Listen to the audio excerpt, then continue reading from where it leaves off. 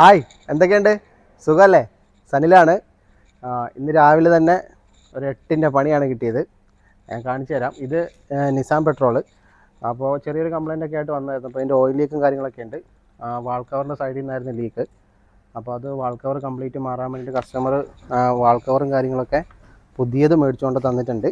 ഇതിപ്പോൾ നമ്മൾ വണ്ടിയിൽ നിന്ന് അഴിച്ചെടുത്ത വാൾ കവറാണ്. അപ്പോൾ ഇതിൻ്റെ ഒരു പ്രത്യേകത എന്താണെന്ന് വെച്ച് കഴിഞ്ഞാൽ ഇത് ഫൈബർ പ്ലാസ്റ്റിക് മെറ്റീരിയൽ കൊണ്ട് ഉണ്ടാക്കിയിരിക്കുന്ന ഒരു വാൾ കവറാണ്. അപ്പോൾ ഇതിൻ്റെ ഫ്ലെക്സിയിൽ നമുക്ക് സെപ്പറേറ്റ് മാറാൻ കുറച്ച് ബുദ്ധിമുട്ടാണ്. ഈ കാണുന്ന വാൾ കവർ പാക്കിങ് നമുക്ക് മാറാൻ പറ്റും. പക്ഷേ ഫ്ലെക്സിയിൽ മാറുന്ന സമയത്ത് നമ്മളിത് റിമൂവ് ചെയ്യാൻ ശ്രമിക്കുമ്പോൾ തന്നെ ഈ ഒരു ഫൈബർ പാർട്ട് അത് പൊട്ടിപ്പോകാനാണ് കൂടുതലും ചാൻസ്. അങ്ങനെയാണ് മിക്കപ്പോഴും സംഭവിക്കുക. അതുകൊണ്ട് തന്നെ നമ്മൾ ഈ ഫ്ലെക്സിയിൽ മാറുന്നതിന് പകരം സർവീസ് സെൻറ്ററിലാണെങ്കിലും അറിയാം ഇത് ഫുൾ സെറ്റായിട്ടാണ് കിട്ടുക. അപ്പോൾ പുറത്ത് നമുക്ക് ഈ സീലൊക്കെ സെപ്പറേറ്റ് ചിലപ്പം വാങ്ങാൻ കിട്ടും. അങ്ങനെ അത് മാത്രം മാറ്റി നല്ല വൃത്തിയിൽ ചെയ്തെടുക്കുന്നവരുണ്ട്, ഇല്ലെന്നല്ല ഞാൻ പറഞ്ഞത്. ഇവിടെ പ്രശ്നം എന്താണെന്ന് വെച്ച് കഴിഞ്ഞാൽ ഇപ്പം ഈ ഒരു വാൾ കവർ ഇതിന് മുമ്പ് അഴിച്ച ആൾ ഈ ഒരു ഫ്ലെക്സിയിൽ മാറുന്നതിന് പകരം അതിന് ചുറ്റും നല്ല രീതിയിൽ സിലിക്കോൺ ഇട്ട് വെച്ചിട്ടുണ്ട്. നിങ്ങൾ ഈ വീഡിയോയിൽ കാണുന്നുണ്ടാവും. നല്ല രീതിയിൽ തന്നെ സിലിക്കോൺ ഇട്ട് വെച്ചിട്ടുണ്ട്. അപ്പം വാൾ കവർ ഫിറ്റ് ചെയ്യുമ്പോൾ നമ്മുടെ ഈ ഒരു പ്ലഗിൻ്റെ സീലിരിക്കുന്ന സ്ഥലം, അതായത് സീറ്റ് ആവുന്ന സ്ഥലം ഇത് ഈ ഒരു ഏരിയ ആണ്. അപ്പം ഇതുണ്ടോ, ഇവിടെയും നല്ല രീതിയിൽ സിലിക്കോൺ പറ്റി പിടിച്ചിരിപ്പുണ്ട്. കവറൊക്കെ ഫിറ്റ് ചെയ്തതിന് ശേഷം ആളിങ്ങനെ ഇഗ്നീഷൻ കോയിലും നല്ല രീതിയിൽ ഫിറ്റ് ചെയ്തു. പക്ഷേ ശ്രദ്ധിക്കാത്തൊരു കാര്യം എന്താണെന്ന് വെച്ച് കഴിഞ്ഞാൽ എക്സസീവ് ആയിട്ടുള്ള സിലിക്കോൺ ഈ ഒരു ഇഗ്നീഷൻ കോയിലിൻ്റെ ഷൂട്ടറിൻ്റെ ഭാഗത്ത് നല്ല രീതിയിൽ പറ്റി പിടിച്ചിട്ടുണ്ടായിരുന്നു. ഇത് ഒരു കോയിലും മാത്രമല്ല, എല്ലാ കോയിലും ഇങ്ങനെ തന്നെയായിരുന്നു അവസ്ഥ. ബാക്കി എല്ലാ കോയിലും വലിയ കുഴപ്പമില്ലാണ്ട് കുറച്ച് തിരിച്ചും മറിച്ചൊക്കെ ആയിട്ട് അഴിച്ചെടുത്തു. പക്ഷേ ഒരെണ്ണത്തിന് മാത്രം നമുക്ക് പണി കിട്ടി. അത് ഒരു തരത്തിലും അഴിഞ്ഞു വരുന്നില്ല. കാരണം സിലിക്കോൺ അതിൻ്റെ അറ്റത്ത് നല്ല രീതിയിലുള്ള ഉള്ളതുകൊണ്ട് അത് ഉള്ളിൽ പോയി നല്ല രീതിയിൽ പറ്റി പിടിച്ച് നല്ല പശ പോലെ ഒട്ടിപ്പിടിച്ച് അവിടെ അങ്ങ് ഇരുന്നു.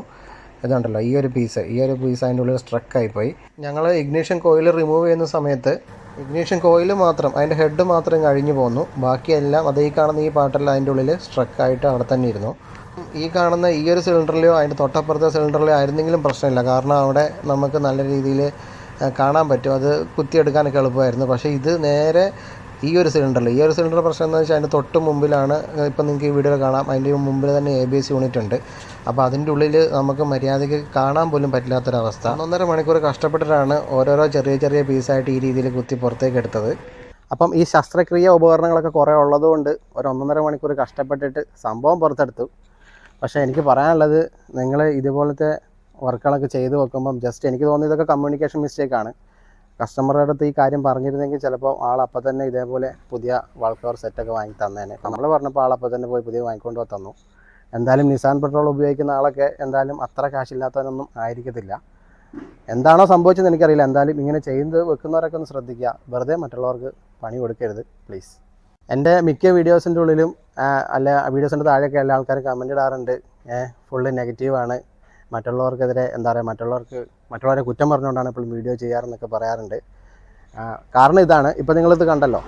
കാരണം ഇതിപ്പോൾ ചിലപ്പം ഇത് ചെയ്തത് ചിലപ്പോൾ ഒരു ബംഗാളിയോ പാകിസ്ഥാനിയോ ഒക്കെ ആയിരിക്കാം, അതൊന്നും അറിയില്ല. പക്ഷേ എന്തായാലും ചെയ്തു വെച്ചത് വളരെ മോശമാണ്. കാരണം അങ്ങനെയല്ല അത് ചെയ്യേണ്ടത്. എല്ലാവർക്കും അറിയാവുന്ന കാര്യമാണ്. അപ്പോൾ അത് എല്ലാവരിലേക്കും ഒന്ന് എത്തിക്കുക. ഇങ്ങനത്തെ കാര്യങ്ങളൊക്കെ ഉണ്ട്, ഈ വർക്ക്ഷോപ്പ് ഫീൽഡ് നടക്കുന്നുണ്ട്.